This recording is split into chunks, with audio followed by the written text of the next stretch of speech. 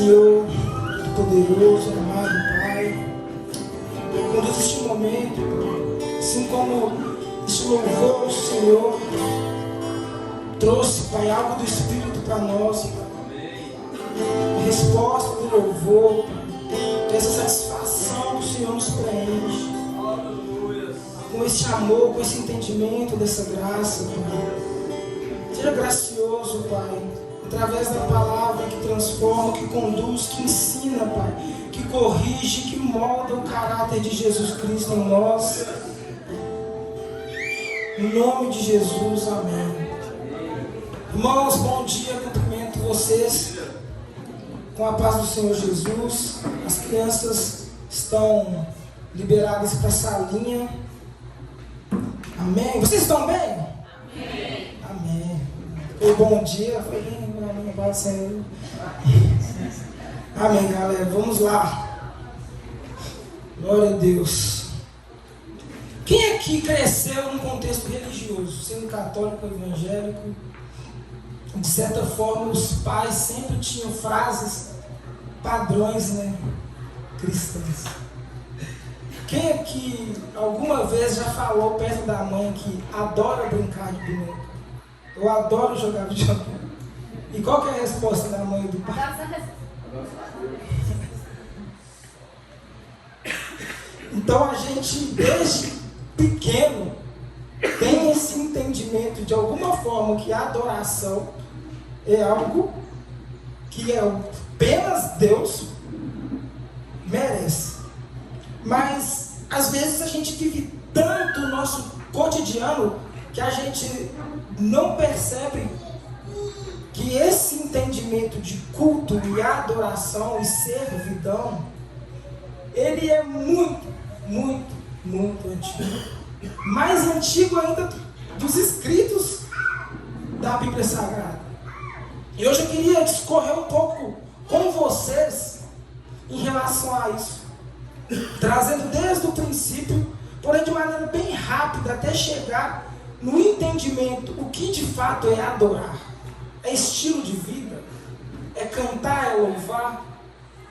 O que de fato é a adoração? E por que precisamos adorar e apenas um Deus?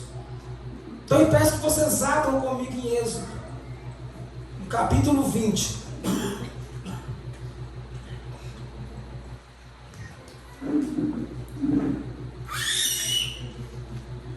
Amém, Cecília.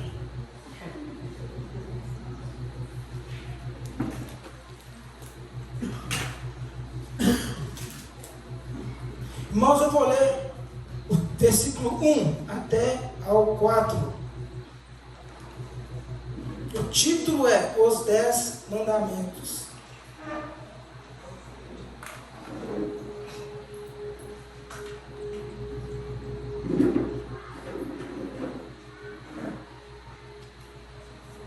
Amém. Eu estou na versão Almeida Revista Atualizada, ARA. Então falou Deus todas estas palavras: Eu sou o Senhor teu Deus, que te tirei da terra do Egito, da casa da servidão. Não terás outros deuses diante de mim. Não farás para ti imagem de escultura, nem semelhança alguma do que há em cima nos céus, nem embaixo na terra, nem nas águas debaixo da terra. Não as adorarás, nem lhes prestarás culto, porque eu sou o Senhor teu Deus, Deus zeloso, que visita a iniquidade dos pais nos filhos até a terceira e quarta geração daqueles que me aborrecem, e faço misericórdia até 1000 gerações daqueles que me amam e guardam os meus mandamentos. Quando eu era criança e lia isso, eu falava assim: gente, mas não é tão óbvio que você adora apenas um Deus? Mas não é tão óbvio que você não deve criar estátuas, principalmente de animais, para adorar? Mas, voltando para o contexto da época, aquilo era algo muito novo para o povo. A gente tem aqui Deus chamando do Egito, naquela época, a maior nação, a que dominava as outras, onde o faraó era tido como um Deus, um representante direto de deuses, e ele era adorado. Os itens, os pães da preposição, até a arca da aliança não foi uma invenção de Deus para o povo. Então o povo estava dentro de uma religião pagã, onde as pessoas tinham também sacerdotes, tinham profetas, tinham templos e tinha modelos litúrgicos de adoração, assim como o povo de Israel tinha.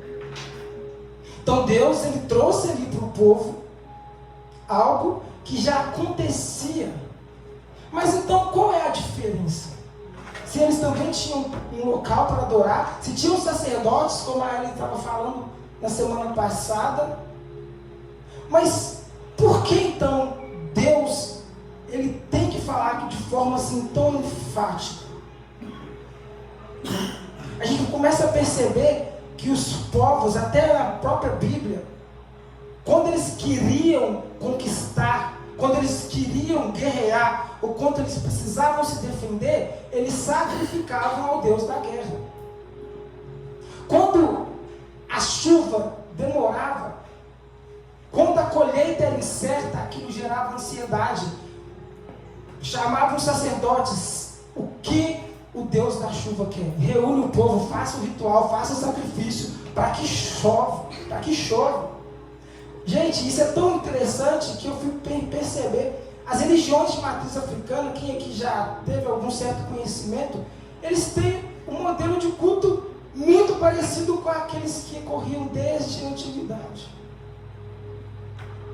Porque o homem, ele percebe a sua incapacidade, percebe a sua mortalidade, e ele sempre procura para ele um Deus. Ele sempre procura para ele algo que transcende a ele, que pode ajudá-lo. Porque quando Adão foi criado, aí veio Caim, veio Abel, a humanidade foi crescendo, eles foram se desenvolvendo, eles perceberam muita coisa da natureza que já estava aqui. Isso foi criado. Ateísmo, gente, ateísmo é algo moderno, tá? Acreditar que não existe Deus. Tanto que hoje em dia, quem não acredita no Deus da Bíblia ou num Criador pessoal, acredita numa força que criou, porque é impossível. Então, eles criam em algo. Porém, eles não adoravam, não se prostravam a criaturas, a estátuas, a coisas, porque eles tinham afeto, amor, eles queriam de alguma forma. Não, é por pura necessidade. Eles conseguiam fazer chover? Eles conseguiam fazer a planta crescer da forma que eles queriam? Então o que eles faziam? Recorriam a isso. Então eu preciso de fertilidade, então eu vou sacrificar o meu filho. E sim, eles faziam isso, sacrificavam o filho primogênito para ter fertilidade durante os anos. Isso, gente, é paganismo. Isso é a forma, essa era a forma que eles entendiam a adoração, prestação de culto, meio de sobrevivência nessa terra. Vivemos em extrema incerteza o tempo todo. Existe uma nação vizinha que pode me invadir, pode matar os meus filhos, destruir meu lar e me fazer escravo a qualquer momento. Então, cultos eram feitos para vários tipos de Deus. Então, o povo de Israel veio deste contexto. E eles chegaram, Moisés chegou ali para libertar aquele povo, provando que Deus, o Senhor, ele era mais forte que todos aqueles deuses egípcios. Destruindo, em cada praga que ocorria, mostrava o poder de Deus contra a natureza, o poder de Deus contra os deuses do Egito, que tinham que manter tudo em ordem. E o mais interessante, gente, é que as pessoas chamavam os deuses por nomes. E que esses deuses não necessariamente precisavam ser onipotentes, onipresentes e oniscientes. Eles nem acreditavam que eles eram. Tanto que os deuses antigos, as histórias, mostram eles errando, mostram eles tendo medo, ansiedade, lutando uns com os outros. eles eram apenas imortais e possuíam poderes sobrenaturais em determinada coisa. Eles dominavam determinadas regiões. Então, nesse território, prestamos culto a este Deus, ele domina essa região. Agora, aquela apresentação de um Deus criador, onipotente, poderoso, acima de outros deuses, era nova. Então, eles agora passam a conhecer, e Deus começa a revelar a um povo que ficou 400 anos escravo, infundados em uma cultura de adoração por necessidade e vivendo também por necessidade. Vivendo uma escravidão. Eles comiam, eles dormiam, mas trabalhavam, eles não viviam. E por que eu estou estendendo nisso?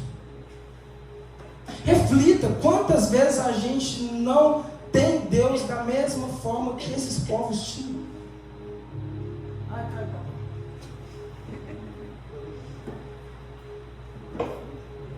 Problema não.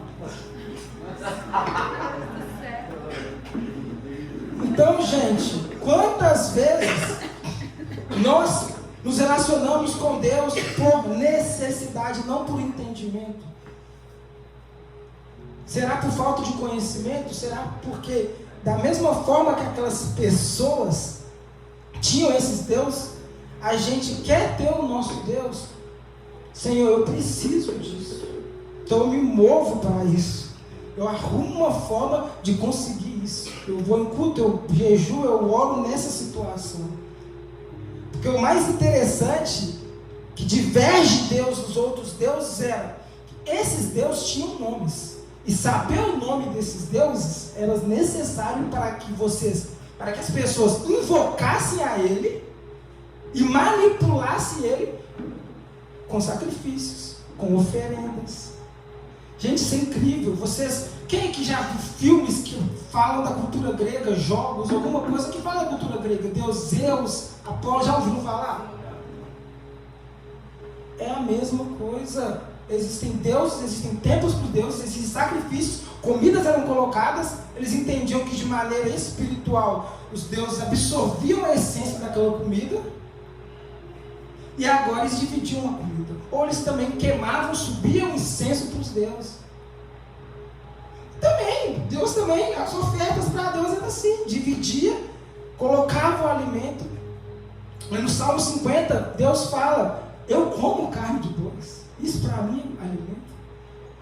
Deus estava usando ali um modelo que eles conheciam, uma forma que ensinariam a eles que ele era o único Deus. Mas Deus não come, Deus não precisa. E outra, Deus se apresenta a Moisés.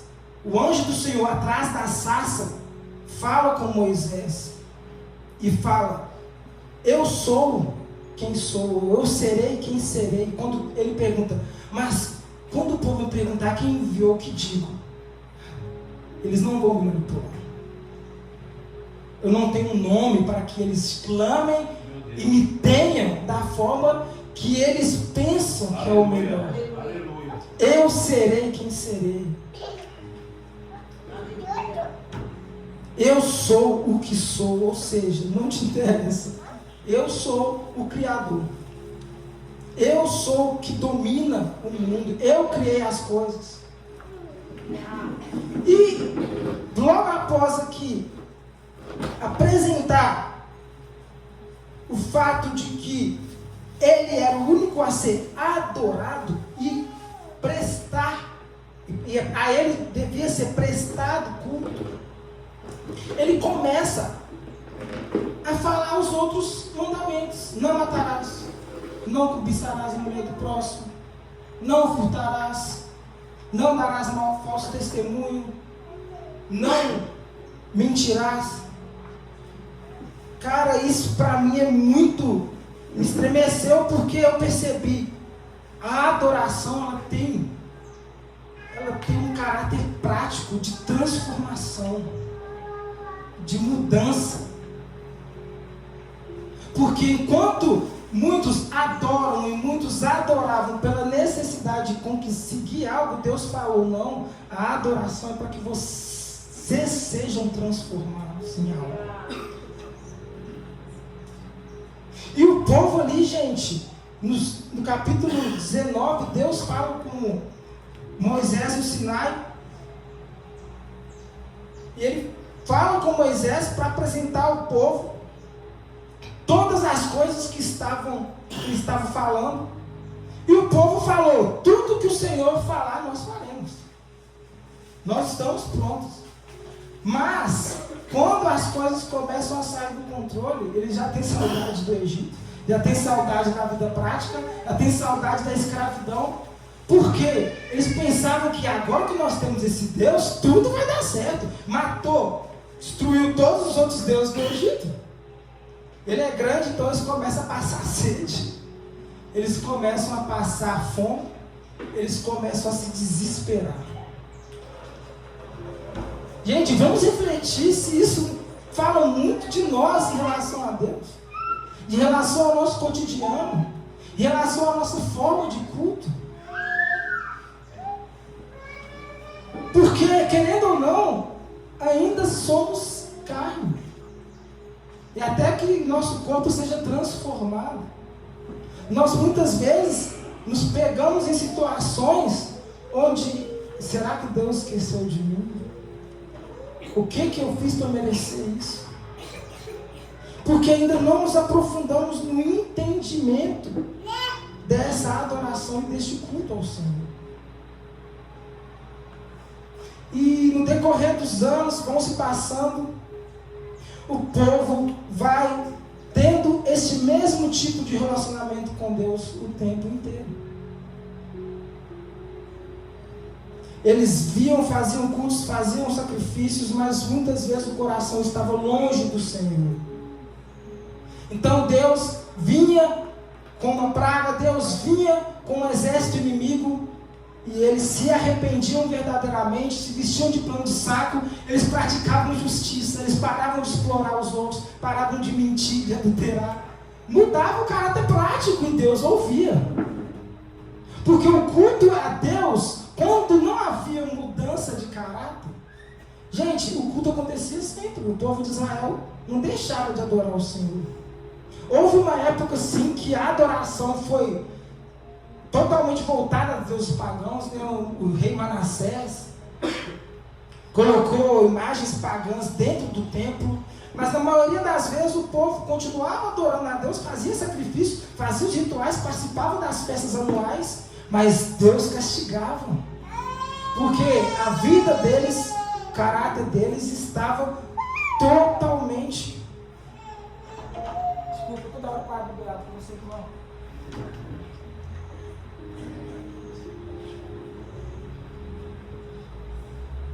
O caráter deles estava totalmente defasado. Então a gente começa a perceber uma necessidade. Essa adoração, dessa forma, ela não é completa. Então eu quero que vocês abram agora comigo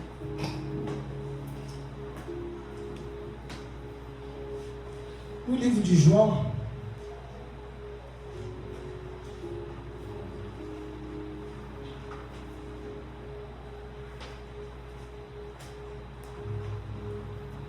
Capítulo 4.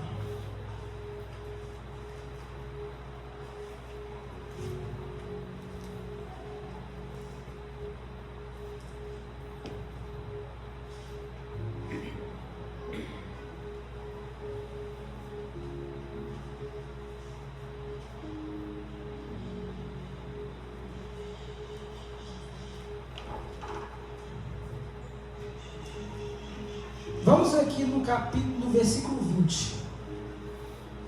Na verdade, pode ser do 19.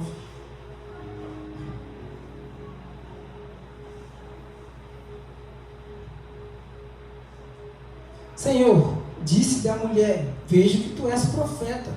Nossos pais adoravam neste monte. Vós, entretanto, dizeis que em Jerusalém é o lugar onde se deve adorar. Disse-lhe Jesus: mulher, podes crer que a hora vem, quando nem neste monte, nem em Jerusalém, adorareis o Pai.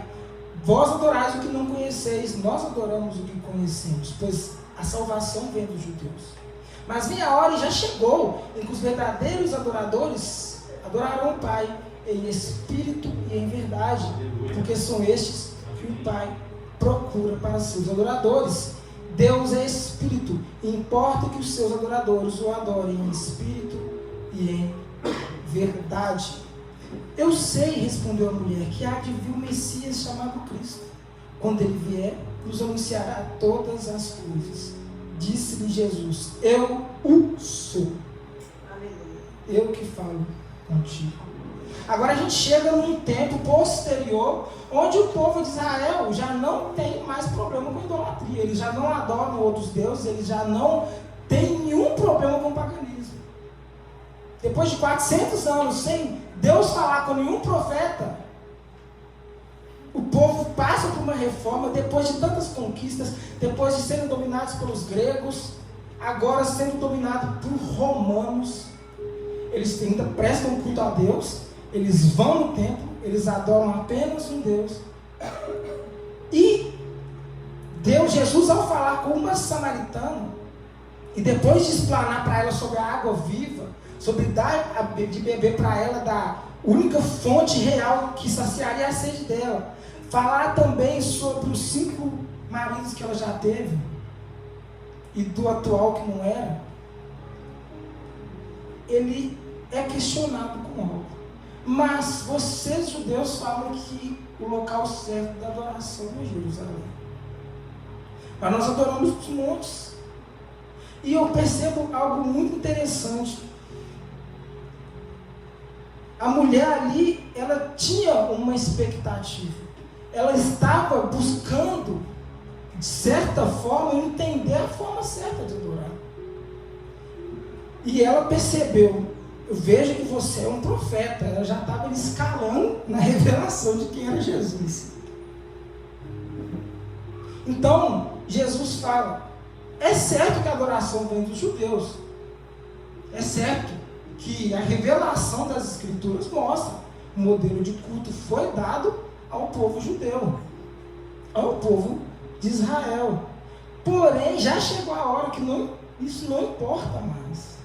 Não existe mais padrão de adoração, forma certa, ritualística, onde vocês precisam entender uma forma e seguir. Porque sim, Deus mostrou padrões, Deus mostrou práticas que tinham que ser seguidas, festas a serem comemoradas.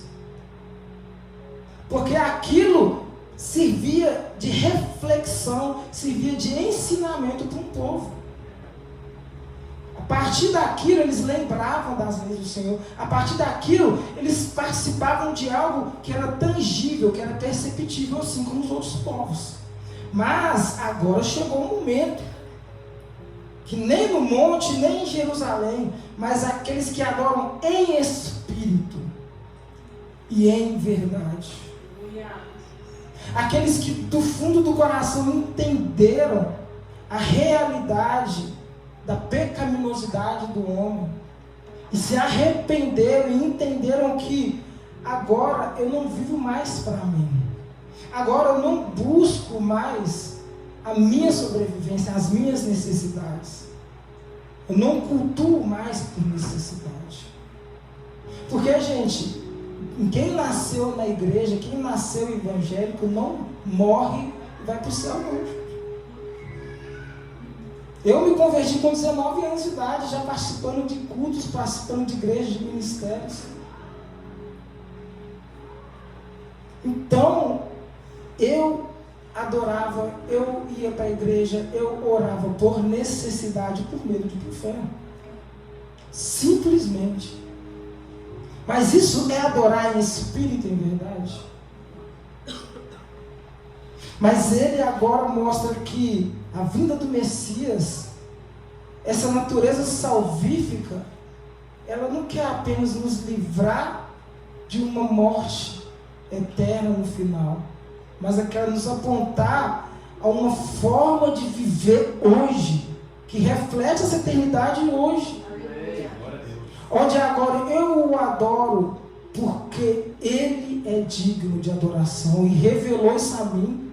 Porque Ele me amou, Ele me salvou. Agora Ele me mostra a realidade, meus olhos foram abertos. E eu posso agora o adorar. Em Efésios 1, no versículo 12, quem quiser abrir rapidinho comigo, pode abrir. Paulo enfatiza algo de forma espetacular.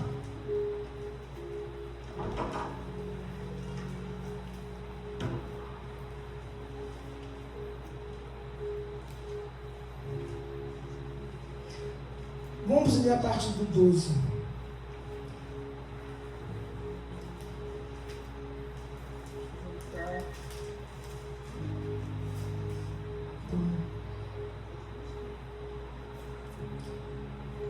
Na verdade, vamos ler antes, porque... Eita. Ventilador aqui. Aqui, pode ser do 8 aqui. Que Deus derramou abundantemente sobre nós em toda sabedoria e prudência, desvendando-nos o mistério da sua vontade, segundo o seu beneplácito que propuseram em Cristo, de fazer convergir nele, na dispensação da plenitude dos tempos, todas as coisas, tanto as do céu como as da terra. Nele, digo, no qual fomos também feitos herança, predestinados segundo o propósito daquele que fez todas as coisas conforme o conselho da sua vontade, a fim de sermos para louvor da sua glória. Nós que de antemão esperamos em Cristo, em quem também vós, depois que ouviste a palavra da verdade, o evangelho da vossa salvação, tendo nele também crido, foste selado com o Espírito Santo da promessa, o qual é o penhor da nossa herança, até o resgate da sua propriedade, em louvor da sua glória. Ou seja, antes cegos, antes não entendíamos, agora nos foi desvendado, nos foi revelado, porque de fato a gente vive. Quem aqui já não teve crise existencial? Por que eu fui criado? Qual que é o sentido da vida? É para o louvor da glória de Deus. É para viver para a glória de Deus, mas uma adoração que molda o meu caráter, segundo a semelhança de Cristo. Porque senão seria necessário ele vir como homem, ele ser eternamente Deus em carne. E nos mostrar para o que de fato a gente foi criado. E esse Espírito que aproxima-nos da realidade do Senhor, que nos faz adorar e percebê-lo, ele não nos molda, ele não muda o nosso caráter, porque agora eu preciso seguir regras, mas porque a glória que transcende dele é tão grande, e nos traz um senso de temor e de prazer e de realidade tão grande, que eu percebo, Espírito Santo me transforma, porque transformado eu me aproximo do Senhor. Amém. Transformado eu te amo mais, porque o prazer máximo está no Senhor. O mundo começa com Deus, o mundo termina com Deus. O personagem principal da Bíblia é o Deus Trino, Pai, Filho e Espírito Santo, revelado de forma gradativa nas Escrituras, mas hoje de forma clara para aqueles que buscam em espírito e em verdade. Então Ele nos criou para o louvor da sua glória. E essa adoração, essa prestação de culto, ela se torna diária, se torna um sacrifício vivo. Então o sacerdócio está totalmente ligado à adoração. Porque ali os 10 mandamentos eram uma extensão de adoração ao Senhor. Quando o escriba chega para Jesus e fala: mestre, qual é o maior dos mandamentos?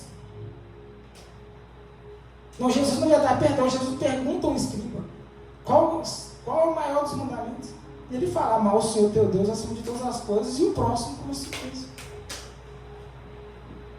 E isso se resume, está em Deuteronômio, se não me engano, Deuteronômio 4, quando fala: amarás o Senhor teu Deus acima de todas as coisas.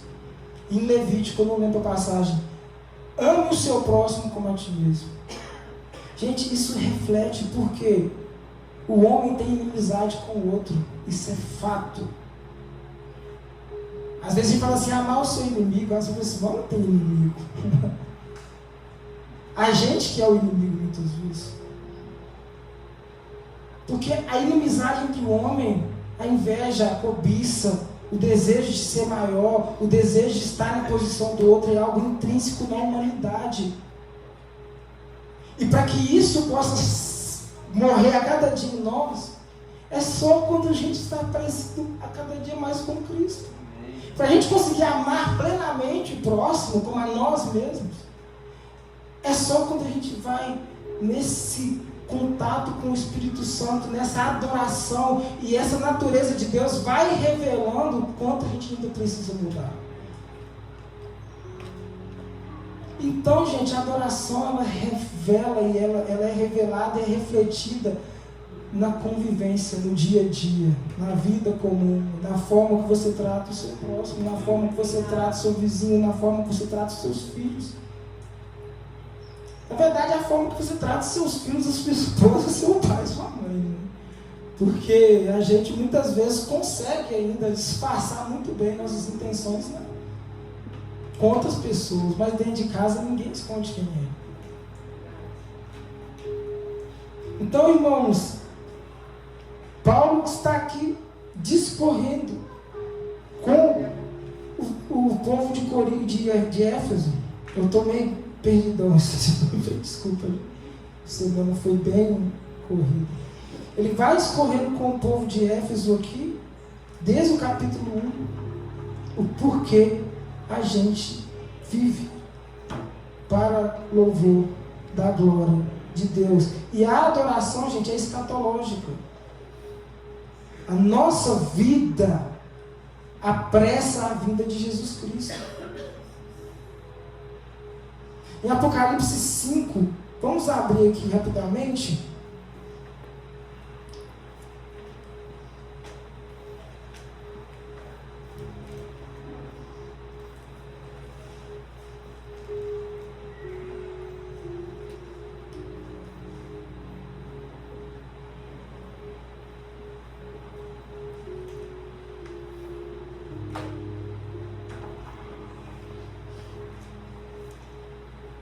Vou ler do capítulo 9 em diante. Então entoava um novo cântico, dizendo: digno és de tomar o livro e de abrir-lhe os selos, porque foste morto e com teu sangue compraste para Deus os que procedem de toda tribo, língua, povo e nação. E para o nosso Deus o constituíste reino e sacerdotes, e reinarão sobre a terra. Vi e ouvi uma voz de muitos anjos ao redor do trono, dos seres viventes e dos anciãos, cujo número era de milhões e milhares de milhares, proclamando em grande voz: digno é o Cordeiro que foi morto de receber o poder, e riqueza, e sabedoria, e força, e honra, e glória, e louvor. Então ouvi que toda criatura que há no céu e sobre a terra, debaixo da terra e sobre o mar, e tudo que neles há, estava dizendo: aquele que está sentado no trono é o Cordeiro, seja o louvor, e a honra, e a glória, e o domínio, pelos séculos dos séculos. Deus os constituiu reino e sacerdotes, nós reinaremos sobre a terra. Agora, esse processo ocorre aqui. Essa transformação ocorre aqui, gente. Eu vejo muitas pessoas que já viu meu primo meu falando isso, que foi criado na igreja. Ah, não, depois eu me arrependo, peço perdão para Deus e vou para o céu. Tem forma melhor de manipular um Deus para si mesmo? A gente não foi chamado para ir para o céu agora e sair e mandar ímpios para o inferno.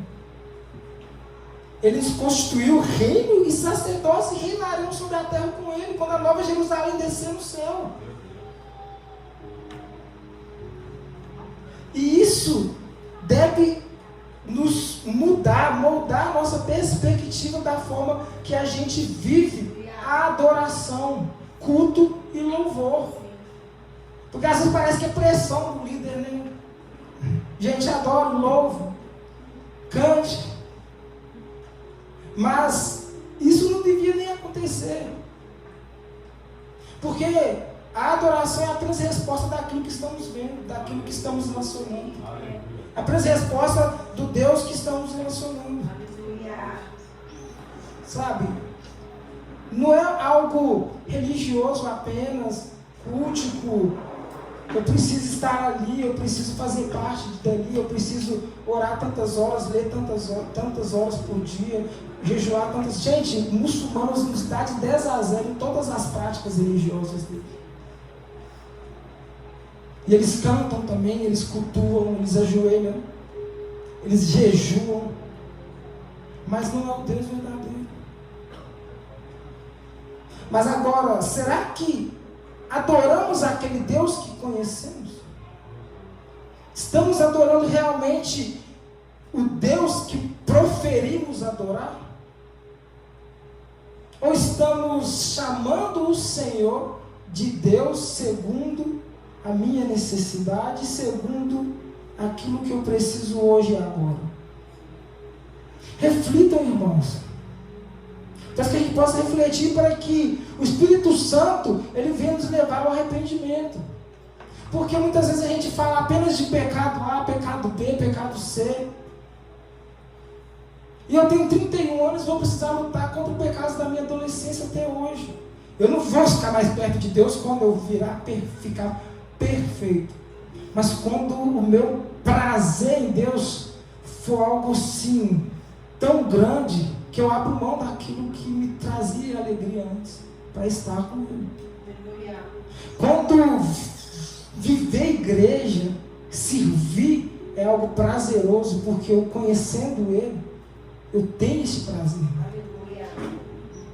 Mas isso ocorre com a fé de aproximar desse Deus, com a fé de buscar ler mesmo sem vontade, de buscar orar mesmo sem vontade,